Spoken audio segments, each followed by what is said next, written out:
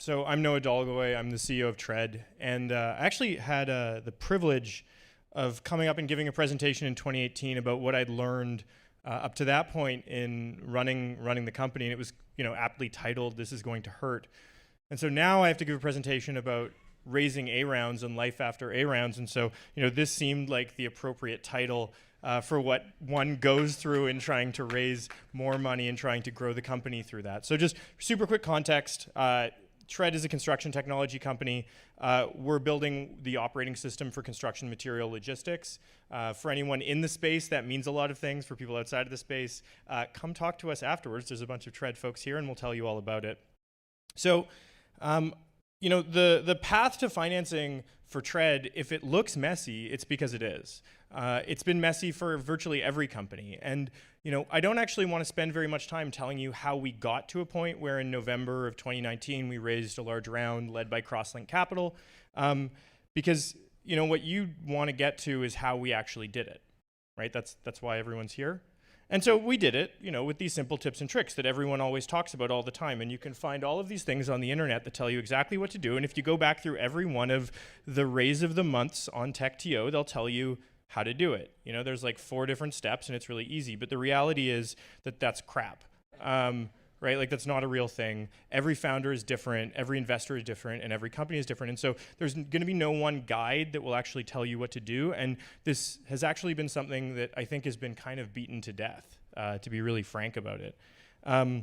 Because in reality, there's 2 stories to every financing. We'll start with the truth. The truth is the BS story that everyone tells you to get to PR. So people who, like Jason's gone through this, so he knows. So these are some key stats from our round. These are things that you would see go up on press releases. These are some of the details. I'm not disclosing the financial numbers, but you see these things and you're like, wow, that's really great. And then there's, these are the things that everyone tells you in their how-to guides. But then there's the truth.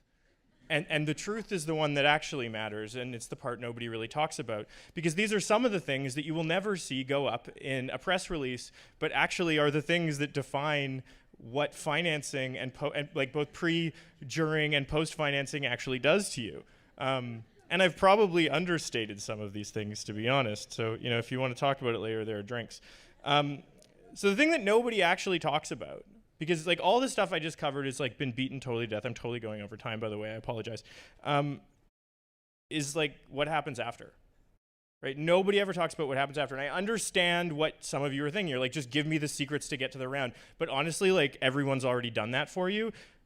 The real work happens after the round. And so that's what I'm actually going to talk about, is what happens immediately after you get a term sheet. Because nobody prepares you for it. Step 1 is you take a breath. You will feel like everything is suddenly very, very different. It's not. You're exactly the same person. You're still, a disappointment to all of your exes. You still don't call your friends enough. Your team still thinks you're stupid in a variety of ways and good in some other ways that probably are outnumbered by the ways in which you're stupid. But ultimately, like all you've done is raise capital. So take a breath and look around and take stock of where you are. Because the first thing you need to ask is whether you're actually prepared to deliver on your promises. Because you've made big promises in order to raise your round. One of our investors actually asked us this when they were deciding whether or not to re-up, because they looked at our operating plan and said, do you realize that if you do this, you'll probably be broken as humans if you actually accomplish these goals? And so we pared them down. So obviously rebuild your plans according to what is real and what you think you might be able to do. Then you have to realize your brain's going to change.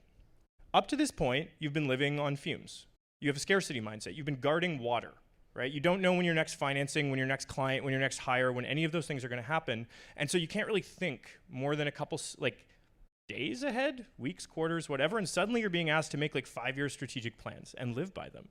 And so you have to understand that you now have to think a little bit more clearly. You have to start getting to that wonderful place where you can actually think creatively and, imagine, oh, I have the ability to run A/B tests. I have the ability to make bold experiments, to make big bets, to make big investments. And that's when you get to stage 2. And what you have to realize immediately upon stage 2 beginning is that you are obsolete as a leader of an organization. Because all you've been doing up to this point is fundraising. And suddenly what you actually now need to realize is that your new job as an executor, as an operator, and as a manager you're completely unprepared for. So very quickly recognize that and change, because you suck. You might not realize that you suck at this new job, but you actually do. So you've been telling stories. Replace your stories with actual execution. And I'm going to tell you how to do some of those things next in like 48 seconds or something.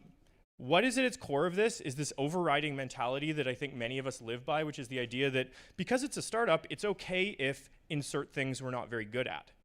I actually think the opposite. You're a startup, so you need to be better at everything. And after an A round, if things fall through the cracks, you'll never have time to pick them up again, so they'll just kind of sit there like crumbs. So you have to start creating scalable processes within your organization. Supporting your people is the key of all of this. Every single member of the team is going to be uncomfortable with an A round. As a founder, you've had weeks or months to think about how you're going to raise, what you're going to do, build these plans. In all likelihood, your team has been busy trying to sell or develop or design or market. So a lot of the things they're not prepared for. So understand that it's uncomfortable. Understand that roles are going to change and talk about them and do it openly. Try to get in front of those issues and recognize like their reality is changing too, and you're all in this together. As we've now had 2 of the 5 speakers, and I suspect some of the other ones will mention, the team is the most important thing to every organization. So, get in front of the issues, align everyone around nested goals like Nadia talked about, make sure you're pointing at the discomfort, and then strengthen yourselves. Get coaches for people, create management systems for people, and add experts where you need to. Some people can develop, some people need to be supplemented, and that's okay. Because if you're actually an aligned team, you understand that you're all working towards a goal, and adding new bodies or training people who are already there up makes everyone better together. Then you actually need to do the things. So building the infrastructure to scaling immediately after a large financing feels super weird, because you're used to doing things in sort of a slapdash way, and suddenly you're building management systems. And I think the first 2 people we hired were a head of people and a head of finance, so that we could actually have processes. And like I felt super weird about it, but in reality, it makes everything better to have like a consistent like expense policy where people get their expenses paid regularly. Like that really matters. Who knew? And then you need to hold yourself accountable. So you need to start counting stuff. Are our inputs and outputs matching up properly? Are we actually tracking what we've learned from our or are we actually learning from our successes and our failures too? And it's really hard to do that because, it's scary, but like that's how you actually get better. Now, something I also learned from fundraising, and this is the one thing everyone's going to remember, is that people only really remember the first and last things in your deck. So you're going to remember probably our bright yellow logo from the beginning, and you're going to remember this important thing from the very end, which is that you have one life and one body. And if you destroy those 2 things in order to build a company or fundraise, you've kind of undermined the whole purpose of trying to be impactful and improve the world around you, because you won't be there to enjoy it, you won't have any friends, and you won't be able to start your next company after that like does whatever. So I'm gonna leave you with those thoughts. The Tread journey, I'm happy to share with you. We're a team of 34 people in Toronto. We were 17 a few months ago, so these are all very real things that we're going through, and I'm screwing up a lot of this stuff that I talked about here. But if you have any questions, I'll be at the bar. There are a number of Tread team members here somewhere. There they are. Wave. They'll be at the bar too. So come talk to us, and thanks so much for your time and being part of this community. Cheers. Thank you.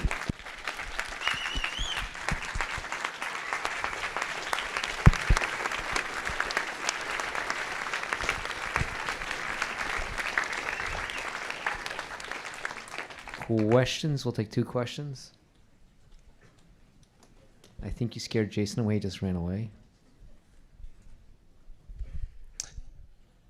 The note about the ER trip, the panic attack. Can you tell us like the 20-second, and was it real? And what was the learning, or how do we like not do that? There you go. Good luck. Unpack that in 20 seconds. If I get this right, the trip was, can I tell you about the panic attack? Was it real? And how to avoid it? Is that correct? Okay, so first off, you don't make up a panic attack like that. That would be decidedly uncool. So it was partway through the financing. We had received our first term sheet, and I was sitting at my desk, and I started getting chest pains, and my jaw locked up, and then I started Googling the symptoms of a heart attack. Don't do that. And the rest sort of follows. I took an Uber to the hospital. That was dumb. And I didn't tell anyone that I'd gone. So that's a real thing. How to avoid that is like take breaths, slow down, and recognize like this, right? Go back to this slide, right? Like it's just a financing. Yeah. So I don't know if, does that answer your question? Okay. Yeah. So quick question.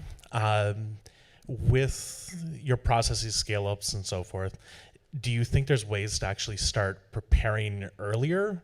Or do you think this is kind of, it is something that every company's got to go through because you're flexing and changing so much early on? And then when you hit that A round, the promises just changes the way that your company's going? That's a good question. So yes, to answer your question really simply, yes, you can prepare for these things ahead of time.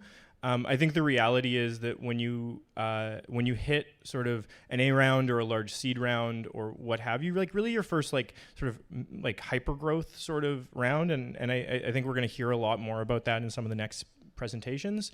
You're kind of locked in strategically in a way you haven't been previously. Like you can still sort of move around a bit, but like things are much clearer. Whereas previously, like, you know, we would create these like, we'd try to like get the whole team aligned, and we'd you know have an AGM, and we'd build OKRs for everybody, and then a month later they'd be obsolete. And sometimes it felt like people were getting really annoyed with the whole process of even doing it, which is totally feasible if you're really clear on what you're doing. For us, it took longer. I just think in reality, after sort of those rounds where you're really tested on what you're doing, not what you say you're going to do, it just becomes like totally essential, whereas previously you can probably get away without doing it. Does that answer your question? Cool. Thank you. Thank you, Noah.